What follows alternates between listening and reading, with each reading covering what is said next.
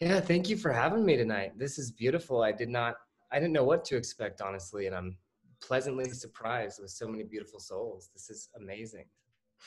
Thank you. So yeah, what was your name again, brother? My name is Joe. Joe. So yeah, Yeah. Joe explained a little bit about myself, but yeah, so I've been on this path. It feels like when I look back on it, it's really been my entire life. I feel our souls really love to, our egos like to say, oh, I've been on this spiritual path for X amount of years, but ultimately everything is a spiritual path. So when I look back on it, everything, it's like that golden thread from when I was born all the way until this present moment. It's like there's everything always leads to the next thing, right? Where should I start?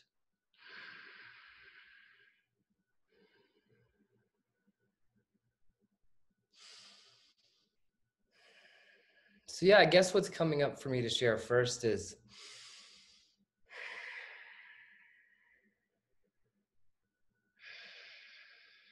I feel like my spiritual path really began, or the path that I'm on now really started to flourish about 5 years ago.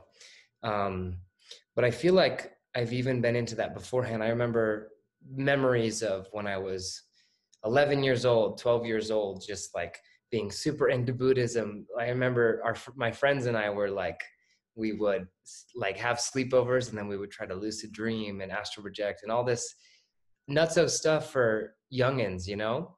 And my journey with health and wellness kind of began earlier because I was, like Joe was saying earlier, I had a lot of physical health issues, which I feel my soul really put into my path to help me to awaken at an earlier age. And I found myself diving into natural eating, and um, you could call it, like, I was into like the paleo diet a while ago because I had a lot of physical issues that I wanted to take care of. And the doctors were like, oh, try this pill, try this cream. And nothing was really working. So I found myself working on myself out of sort of survival. Like I had to. I remember that started around 13 years of age. And that started to open up more and more and more.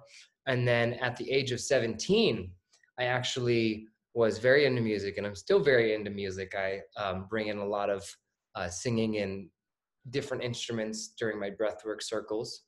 And I found myself in the position of being a frontman in a metal band when I was 17. So from the age of 17 to about 21, I was touring and playing shows and just really on that path of a touring musician. That was kind of like, I joke about it. I say, instead of going to college, I just toured around the country for 4 years. That was like my college years, right? So, and that's sort of where the breath work and the plant medicine started to come in for me. So being on stage, um, this idea of stage fright comes to mind. A lot of us, like, when we don't like public speaking, or we don't like getting in front of people because it's like, oh, I'm being seen. People are going to see me. What am I supposed to say? And I very much had that in my early years on stage. So I would have a lot of anxiety. I wouldn't know what to say. Or I was a singer. I was a vocalist. So I would run out of breath and I wouldn't be able to finish my parts. So I found myself looking into, how do I control my breath? How do I not have stage fright? How do I do these things? So I came across a man named Wim Hof. You may or may not have heard of Wim Hof. And he was sort of my very first introduction into breath work. And I remember I was doing his breath work and I would just feel lightheaded and all this energy just dissolving out of my vessel. And I was like, wow, this feels great. So then that's where the breath work started to come in. And I was practicing breath work as a means to really just not have anxiety on stage and be able to have enough breath control to be able to show up and do my parts and be a front man. And that's where that kind of began. But then intuitively, I found myself beginning to do that. Like when I wasn't on tour, I would just be at home and I would just use it as like my daily practice. And I sort of have always had this like energy of just wanting to work on myself. I can't really explain it. It's just, okay, let's do this breath work every day. So I started to do that. And I remember early on, I would be doing the breath work in the morning and my mind would be racing, or I would feel very crazy energy in my body. And then it was almost like I would pass through some sort of, like, the word that comes to mind is like a portal or some sort of energy. And then it would be like calm and peaceful. And I'd be like in a new like energy, and my mind would be clear and I'd be very peaceful. And I'm like, that's weird. Let's keep doing it. So that's sort of how the breath work started to come in more and more. I started to practice it pretty much every day, even when I wasn't on tour. And then when I was about 18, 19, right around there, I was on tour again, and we were in Dallas, Texas on a Friday night. So, and Dallas is very much a music city. So we were in our van, we were hanging out in our van in like a parking lot in downtown Dallas in Deep Ellum, if you guys are familiar with Dallas. And a band that we were on tour with had some psychedelic mushrooms, and I had been interested in psychedelics, and I was like, okay, what is this all about? And I found myself in a medicine journey, you could say, for the first time. And that was really where things started to open up more and more. And I realized, like, after that first experience with plant medicine, I was like, man, I like had this huge spiritual ego of like, oh, I meditate, oh, I do this, and oh, I do that. And I was like, man, I don't really know shit. And it really like opened me up so much. And then that's where I started to get much more serious on a much deeper level about doing my meditation and getting into journaling and diving into the shadow work and the subconscious work, and even more with the breath work. And this is where things started to get really interesting, because then I also experimented with LSD a little bit, and more so. And then I had a really powerful LSD experience. And then I kind of backed off on the psychedelics for about a year or so and just focused on the breath work and the meditation and whatnot. And then this was the first time when I really started to become aware of how vibration really affects ourselves and our relations with the world, with other people, with situations, because I started to feel this, like, I was here, and then like the life being in the band and the friends and everyone that I was associating with, it started to do this. And I started to realize, like, before I quit the band, like weeks before I quit, I would like go to practice, and I'd be dreading going to practice, and then I'd be sitting there and I wouldn't be able to vibrationally, emotionally, mentally connect with these people who have been friends for years. I'm like, holy shit, this is weird, right? What's going on? And I, like, in the back of my mind, like in a box in the back closet, which is in another closet, I had this idea, like, okay, this isn't for me. I need to quit. I need to leave. But I didn't listen to that whisper. So I kept touring. I kept doing that. And that's when touring really started to get more intense. And many stories of, like, we flipped our van in the winter one time, and our trailer flew up and all our gear fell out into the snow, and we were totally okay, but that was pretty scary. And then 2 vans broken down later, having to be stranded in Florida for 3 days. And then we had to buy a plumber's van and drive 30 hours back to Vegas. And then in the midst of that trip, we got caught in a tornado and monsoons in Texas. And then another tour later, we had like 6 popped tires and 2 broken trailer hubs within like 2 weeks. And looking back now, I could see the universe was like, hey, what the fuck are you doing? Wake up. And then what ultimately got me to get off my ass and get out of my seat was we were presented with a record contract. And I just knew in my stomach, I was like, oh man, this doesn't feel good. And like at the time I was like still trying to work with it. I was like, okay, how about we just do our independent thing? How about we don't get a record contract? But everyone else was very much in the idea of getting signed and being on a label and have made it, right?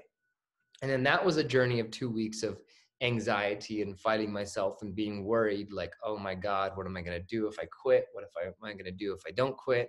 Just all this back and forth and lots of emotions rearing up, and couldn't sleep, couldn't eat, that whole spiel. And then eventually what kind of made me have the shift is my first sort of, you could call it a mystical experience. I mean, I already had the plant medicine and the breath work under my belt, but this was like something different. I remember at the time I was going to the gym a lot and just sitting in the sauna, just meditating, doing breath work in the sauna. And I came out of the sauna at one point And I was like sitting in the locker room, and I looked up and I just felt this energy, like a warm hug of love come down. And I just knew that I had to quit the band, and I knew it was going to be it was going to be fine. It was going to be great. And it was still very difficult to call everyone up and be like, hey, I'm quitting. I haven't said anything about this in years, but I'm done. And that was very painful. That was very difficult. But afterwards, I felt this huge weight lift off of me. And then it was really interesting what happened next, because as I sort of got myself out of the loop of just touring and being in this identity that I had built up around myself for so long, I was, for the first time, I was at home. I was just living at home because I didn't have any money because I was touring all the time. So I didn't have a job. I didn't really do much other than I started to make YouTube videos, and I started to just work on myself as like a full-time job, you could say. And that's when really things, I feel like there's so many levels to this. There's really so many levels to this work, but that's really when things started to rear up in an even more powerful way. And then I started to get more into the shamanic type breath work that I practice now mostly and share with most people, or share with all of my clients basically.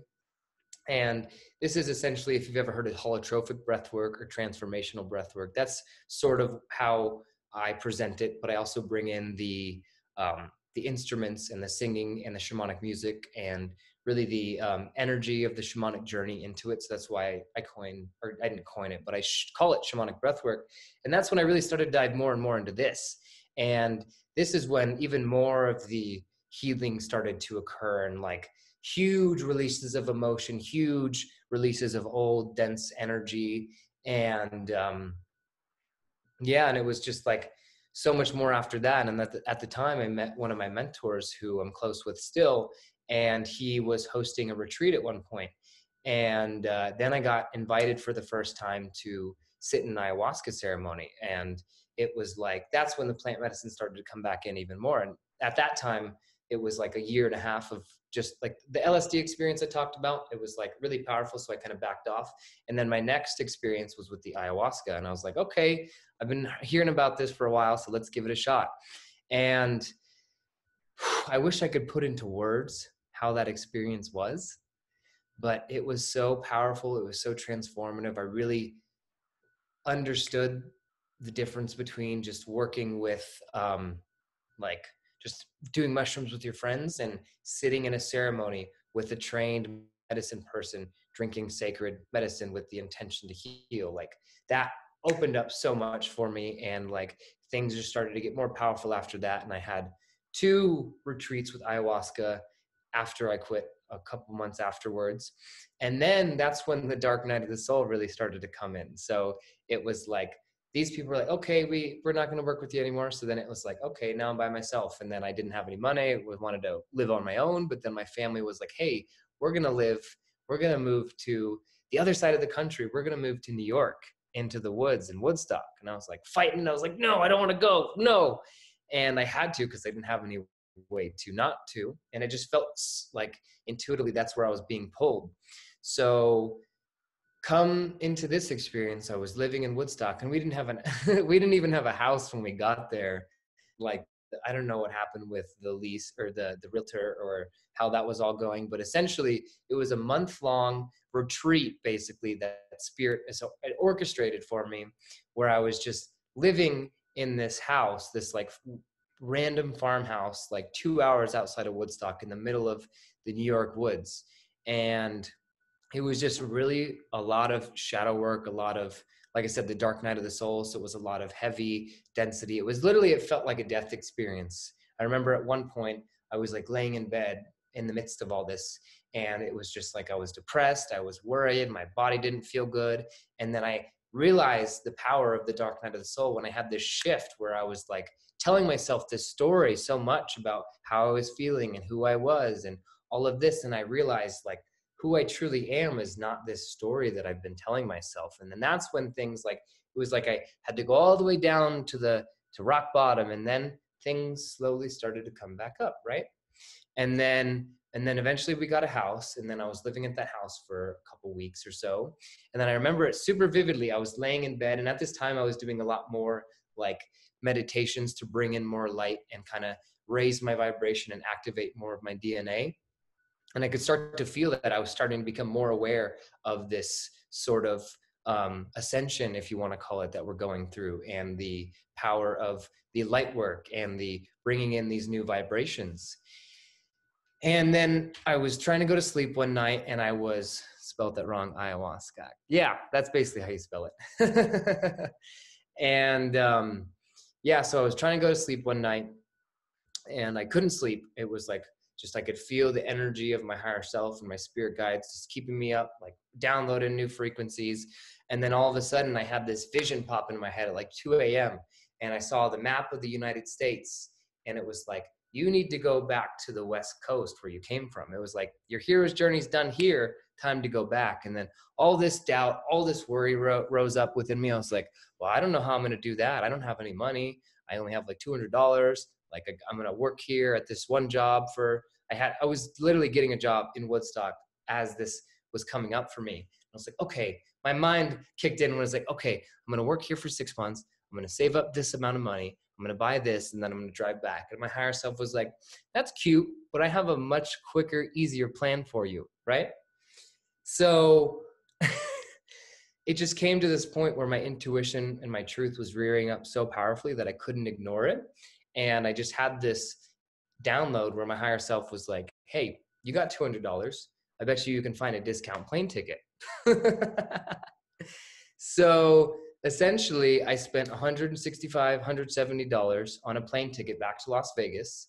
And my last $30, I bought enough food to last me for the week, because the plane ride was like 9 days away. And I was broke, and I was living completely on spirit. I was like, all right, I surrender.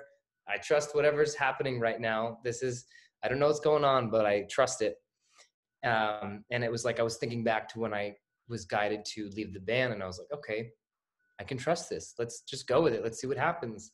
And then that's when I really started to become aware of when we make these very big leaps of faith, and we can see, like speaking vibrationally, metaphorically, when we can see this new vantage point that we can jump to, and we can see a clear place to jump, even if it seems like, holy shit, I got to jump to get there.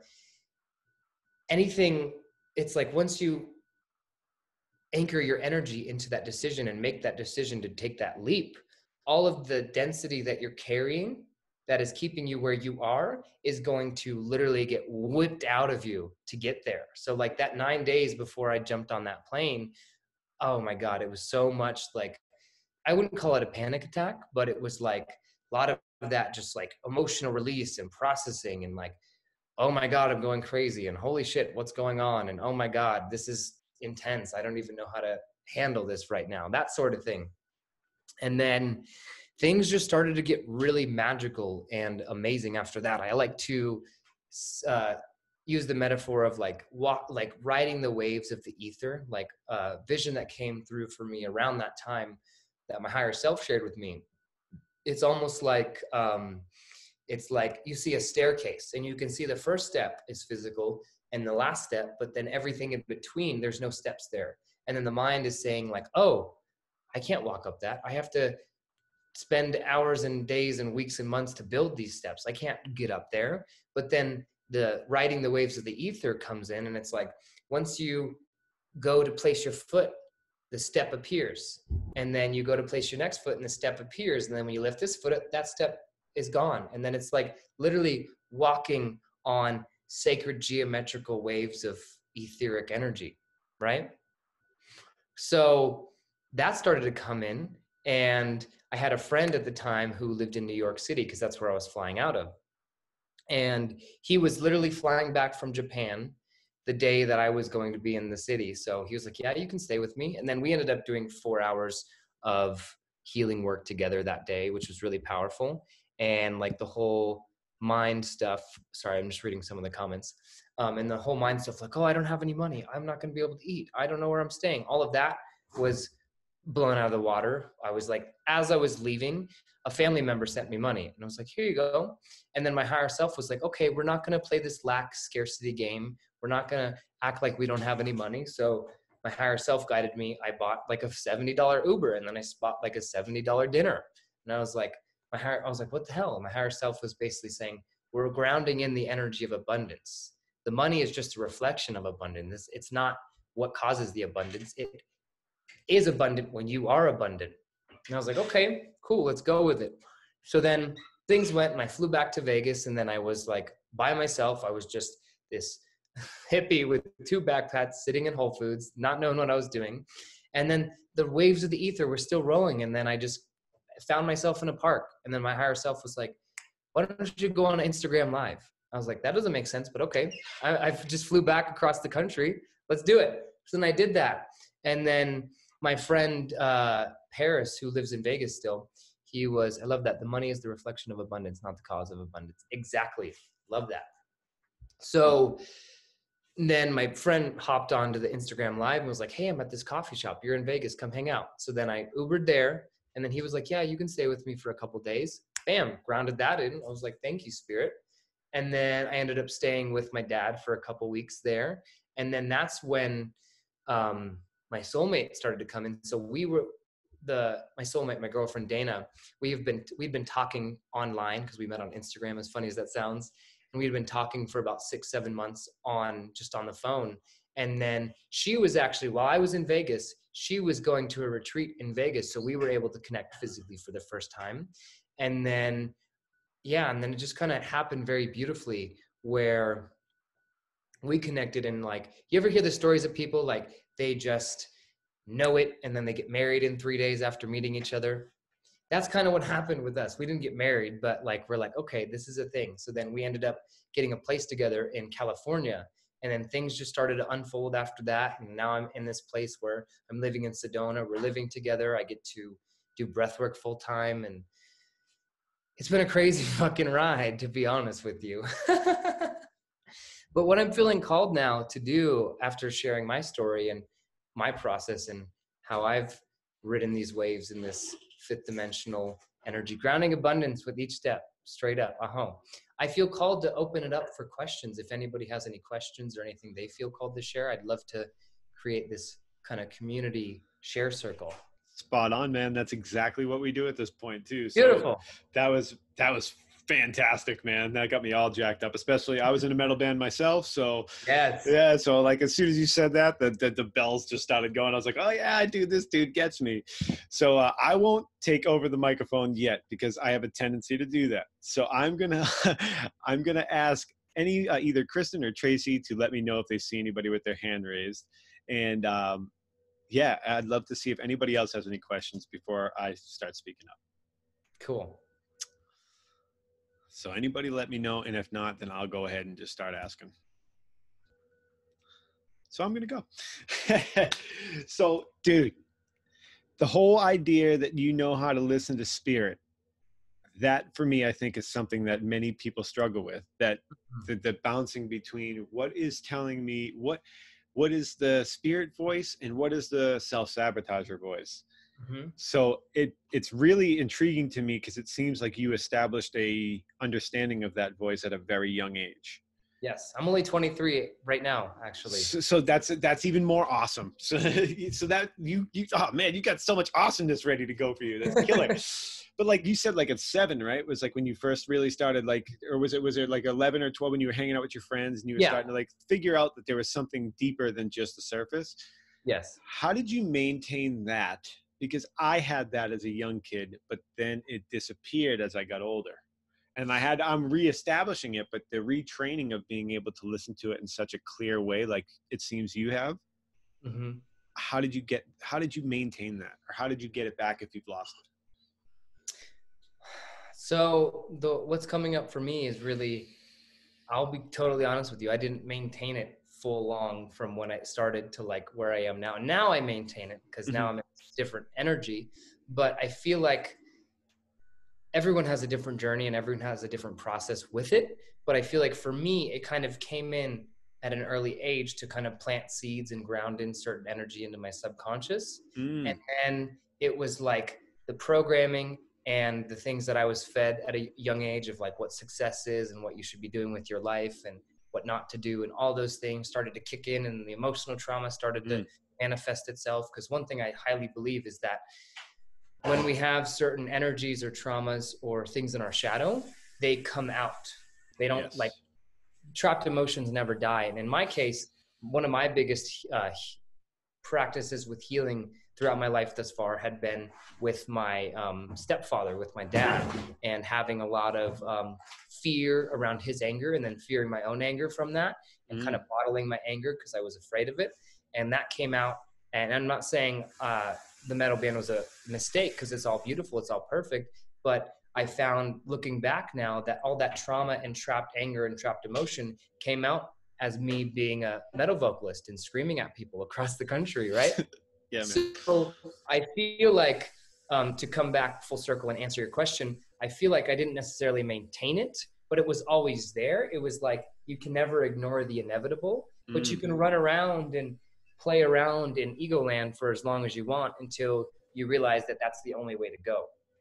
Right. Oh man, that's so damn good. That's so damn good. Cause it's the truth, man. You can, it's, I love how you said like it was there, and then it's almost like life experiences had to happen in order. Like you planted the seed, and the way for that seed to get fertilized was you needed to go experience everything that you maybe weren't supposed to do in order to understand how to maintain that level headed. It's like, oh, okay, I remember that guy that used to talk to me, that like things were on the level, and like I seemed to go in the right direction when I listened to him. And then this other dude piped in, and when I started listening to that guy, like who the hell knows what happened for a little while.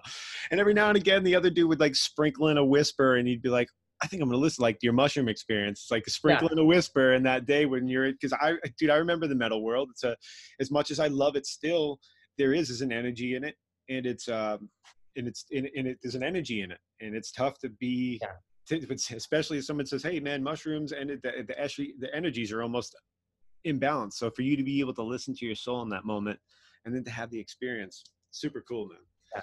Super cool. And then another thing that I feel called to share is, I feel like it was perfect for me to experience that world, to experience a lot of physical pain, a lot of physical health issues, a lot of emotional pain, a lot of that. Because one thing that really rings true for me is a quote from Carl Jung, who says, I'm paraphrasing a little bit, but he basically says that no tree can grow its branches to heaven until its roots are firmly planted in hell. So good. Truth. Yeah, it is. Such a truth, man. So it's divinely perfect how it all unfolded. Yeah, dude. Oh man, does anybody else have anything to say? Because I have it. Go ahead, Kristen, and then I'll come back because I got another one too. So I'm gonna unmute Kristen. Thanks, bro. Oh, Josh, I'm so lit up because I love hearing stories just like yours.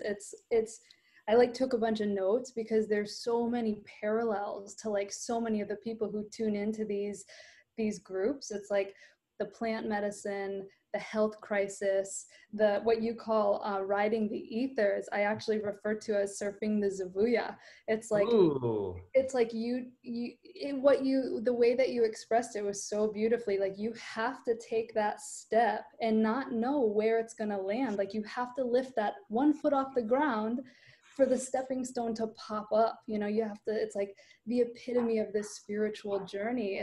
It's not rooted in it's rooted in faith, right? Like you can't 100%. So it's so cool. Like I love to meet other people who are kind of like living by the hand of God. You know, there's no rigidity or practicality about like, well, this is how this is going to work out. There's no strategy. It's literally like, well, I don't know how it's going to work out. I just live into the moment, right? So like, I love that. I love everything you shared. My vibe is like so high right now. But my question for you is, especially because you're so young, like that's fucking amazing. Like you're like you are the future. We are the future. This energy, this consciousness, like you're talking about shadow work, and you're talking about your power, right? Like being afraid of your anger is really like, that's your third chakra. That's your power center. That's like, you know, that's your juice, right? And like you're reclaiming that, and you're seeing where it got a little bit wonky with this power figure from your youth, like just so much goodness. But anyway, so what is your perspective on the shift in consciousness? Do you think that humanity is like undergoing this great awakening, and like where do you see yourself kind of fitting into that plan? So short answer, yes, but okay, we're gonna do it. I'm gonna go way out there and be really esoteric with this answer. I love it. Because I'm super out there as a human, and not a human. But the way I see it is that everyone in this group, everyone who's drawn to this energy, everyone who is drawn to this shadow work and inner work and plant medicine and breath work and this collective healing, whether we know it or not, because essentially when something Dolores Cannon, who is a powerful channeler, a powerful healer, that talks about, is that when we come into this earth experience, we pass through the womb, but that's also the veil of forgetfulness. So we can have thousands of lifetimes as a soul, and we can be master souls, have done this earth thing thousands and thousands of times, have reached enlightenment many times. But as soon as we pass through that veil, we forget it all, and we're just this baby in this new life. And the way I see it, whether we realize it or not, everyone who's drawn to this energy heard the signal in the universe, like, oh shit, Earth is in trouble, we got to go help. So we're all these powerful master souls who have done this thousands of times, and we have come back because we can handle the brunt.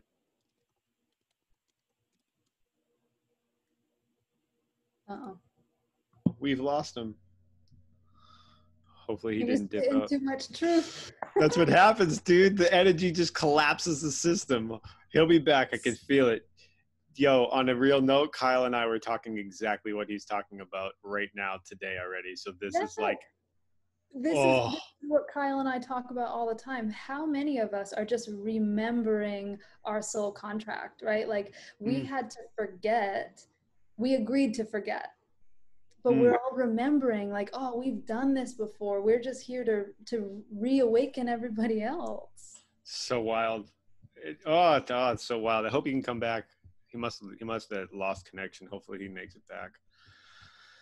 Wow. It's Starseed Earth Mission, right? Like, I love that. When I read Dolores Cannon's book, that basically she said, when we split the atom, right? When we created nuclear warfare, we sent out a cry to the whole universe that said, Earth is in trouble, because that doesn't just affect Earth, that affects like the everything. cosmos.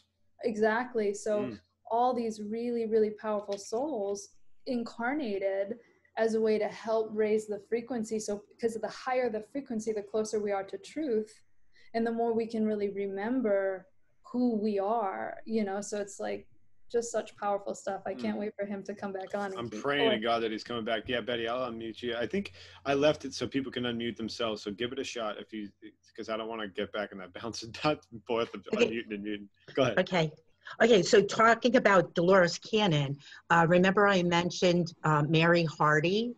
They were all from the same pioneers and like knew one another. So Mary Hardy, Hardy, is another one to look up and listen to her YouTubes. And she talks about the energy, and she found so many things that the wasn't the FBI, but one of them tried to hush her. Probably the CIA. Okay, yeah. That's usually the one that has a tendency to. And I have a prayer from her for the Merkabahs that I'd like to send you someday. Oh, definitely. Send it out. Send it out to the group if you can, even if you can send it in here. Or even if you can put it in the Facebook group too, that'd be super dope. That'd be fantastic. I really hope Josh can get back on, because that guy is like, it's funny because I just started watching his stuff pretty much today. And it's weird that it's like, I don't know. So I said it to Kyle today. I had a deep meditation this morning, and my meditation is usually pretty deep, but today was just awkwardly, profoundly deep. And I had this really odd sense of like full-blown connectedness with everything. And this, like Kristen was just talking about, like this mission to heal the planet. And then like what Josh was seemingly about to like say, and I swear, like when stuff like that happens, when it's that heightened of energy, and it's like a real truth like that, this is the type of stuff that happens every time people get kicked off, or the energy of it is just too intense for like the network, and it blasted off.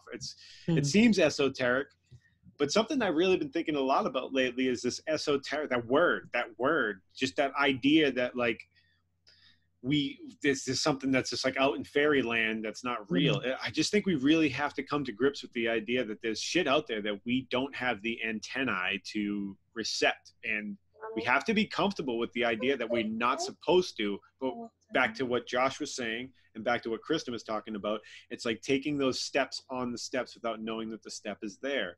Having that faith that the step is going to appear is a huge deal. So real too, because it really does happen. I've experienced it in my own life, you know.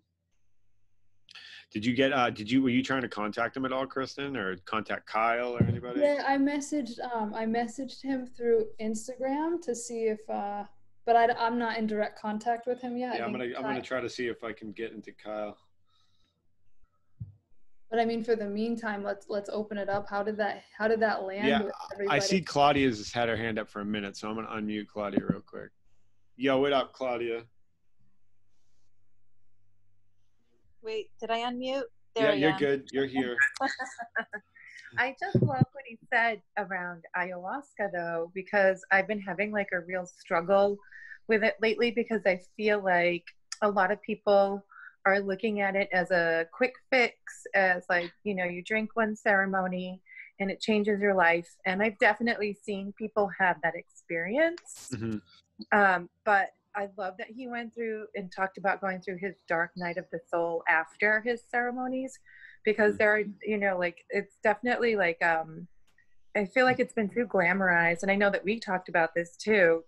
And I feel like we need to come back into the reality of that, like plant medicine is like, it's a long-term teacher as well, and that it's an addition to your practices as well. Yes. And that you could go in and then your life could actually fall apart instead of like get back together, but the falling apart is like the rebirthing of whatever's going on. So I just really, really, really enjoyed the way he talked about plant medicine. So that was great. Me too. Yeah, me too. I agree with that 100%. Because there's one thing. There's one thing about ayahuasca, because I did it in Peru, and it took a good week to build up a tolerance for it. It's also called the vine of death for a reason, because you can like go crazy. So you have to be in a perfectly spiritual setting and mindset when you're doing that, or any plant medicine if used in that way. Josh, I think we got you back. Betty, you are 100% correct. It is. I think there is much. It's down the line of the chain. That's what Claudia and I talked about when we had our podcast. You have to go through the beginning stages, the breath work, the meditation and stuff, because if you don't have, it's like not training for a fight. Like you just don't go into a fight. You train, right. And if you train, you do things a lot better. So, right. And Josh, be careful. Do we got you, bro? Can you hear? I think his mic still might be, it's not, his audio is not connecting. Dude, it's just spitting too much fire, and the network was like, nope, sorry. That's what I said too. I messaged him. I said, man, the frequency you're emanating was like too high for the internet, because it just so good. He'll be back. I know his video's here. I think his audio's not even connecting though, because it must be something that, I mean, his video's not here either, but his audio's not connecting. But how cool to be 23 years old and have those types of insights, you know, that like even the physical pain is the blessing, yeah. Right? Oh yeah, you're back. Yeah, man. So, you good? I think are you unmuted? Check your mute and make sure everything's all good on that. Yeah. Sorry, my internet's been weird all day, so I just hopped onto my hotspot. Perfect. You may have to go videoless, just because I don't know if it'll glitch when you have video on, which would suck, but it's just the way it has to happen sometimes. The hotspots have a tendency to, I mean, you can keep it for now, but if it starts glitching, I'll just like. Okay. Yeah. Dude, so that's what happens when you start spitting the truth, man. Even the internet shuts us up. Wow. They're like, boop, too much truth. Yeah, sorry, bye-bye. So what was the question? Oh yeah, the question was, yeah. So short answer, yes. Like there is a shift in consciousness happening. And actually, in a recent ayahuasca journey, I had an experience of really seeing the planet from a high vantage point and seeing how all of the benevolent extraterrestrials and the Galactic Federation and all of these light beings are sort of orchestrating. And I saw like the energy that's been in power for so long with the news and the fear mongering and all of that sort of old ancient enemy energy is sort of backed into a corner by all the light and is like, hey, you guys gotta fucking leave. So yes, it is shifting, and I believe that the earth is shifting its vibration to a point where the earth is going to become a mystery school of sorts for other third dimensional planets. That's actually something that is talked about in Amara Kuan Yin's The Pleiadian Workbook. And when I read that, it just really resonated with me. So that's where I'm at with that. So cool. Oh, I love that stuff. I actually, I totally align with your vision. I've had similar experiences in like deep meditation where I've had like extraterrestrial visitation, and they've told me, you know, don't worry about anything. We're sending help. Like there's these invisible helpers all around us, and they're working through us. And it's like, you know, you speaking just confirms that what I believe in my heart, and I know what our collective kind of is like, kind of ushering in or anchoring in that higher vibrational frequency, that purity and that mystery school. Like, I love it. Thank you so much, man. You're like blowing the roof off. Yeah, blowing the roof off so much, we crashed the internet, man. It's awesome. I love it. Stoked me up. Claudia actually had mentioned too that she was really stoked on how you explained that, you know, this medicine's becoming quite popular in today's day and age. All of these plant medicines are becoming to the forefront. A lot of it due to Instagram. And Claudia and I actually did a podcast where she described how she'd like to bring upon the understanding that this is not a party drug that you go have fun with, but this can reveal the dark side like it happened to you. And you actually had to go through your dark night of the soul post ayahuasca. So she was really stoked that you had mentioned that. Yeah, and like, I feel that if anyone were to come into an ayahuasca experience with that sort of party mentality, then that would get thrown back in their face, and it would be a horrible.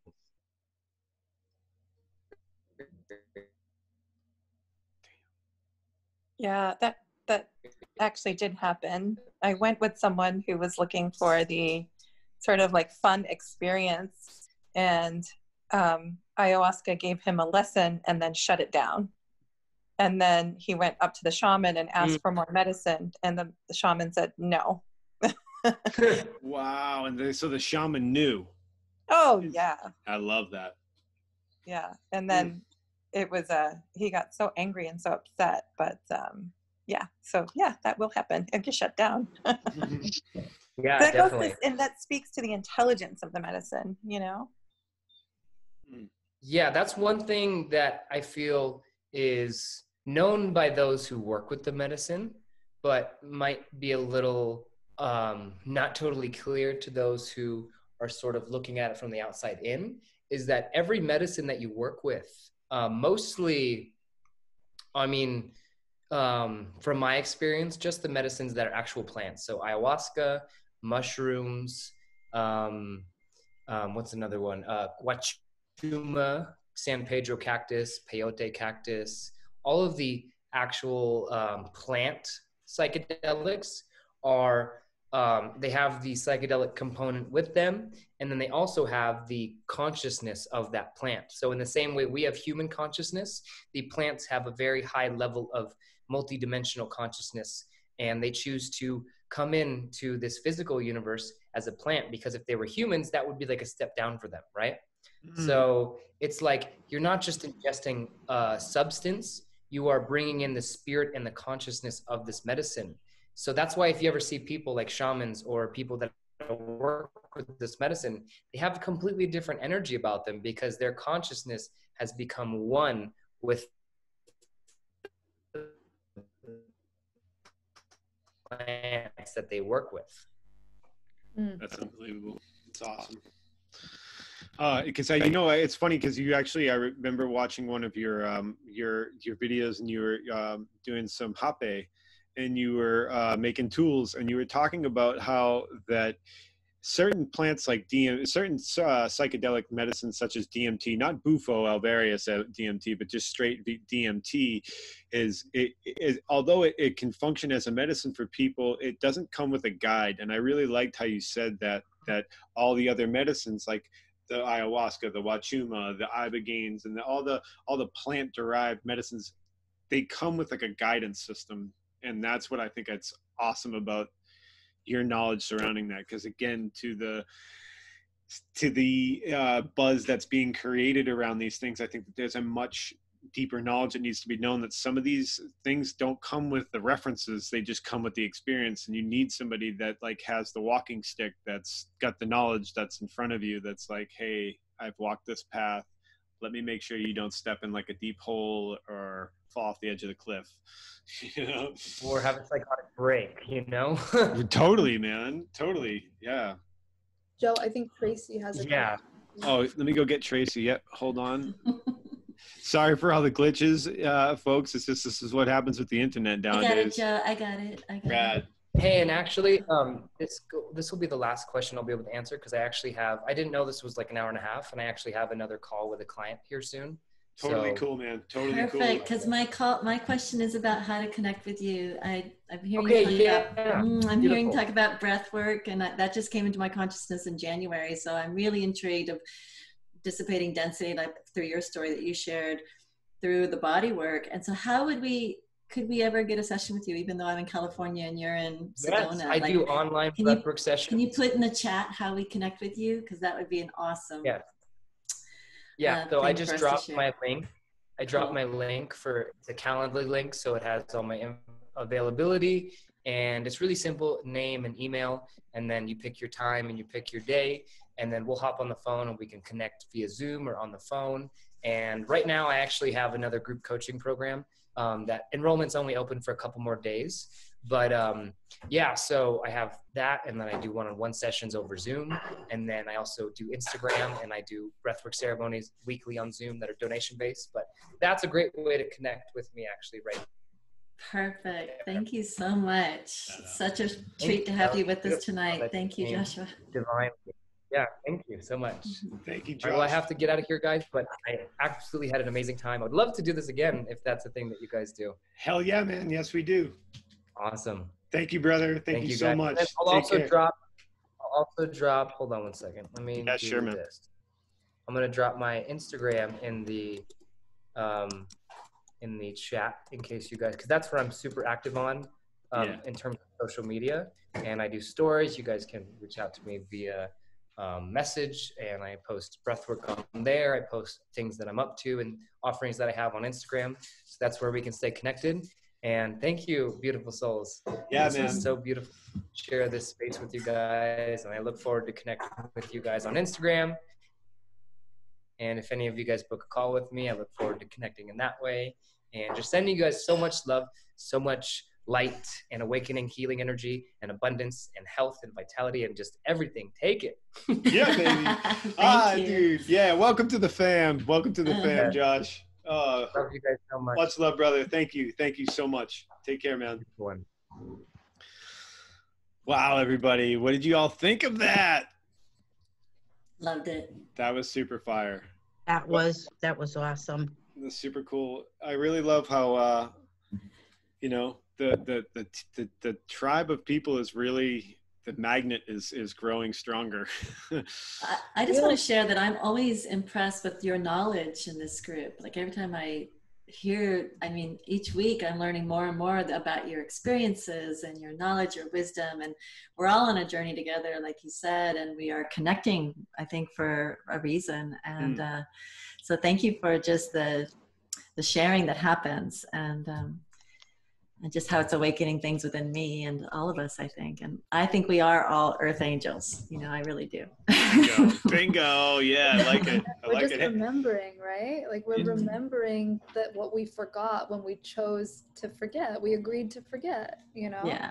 And now we're like, oh my God, like Yeah, that's true. Like, I feel like that too. And I love what he said about like trusting the journey and being in alignment with the energy, like not having any money, but knowing that it's going to come, knowing Yes. that it's going to show up, and that your needs will be provided for as long as you're following your spirit and your soul.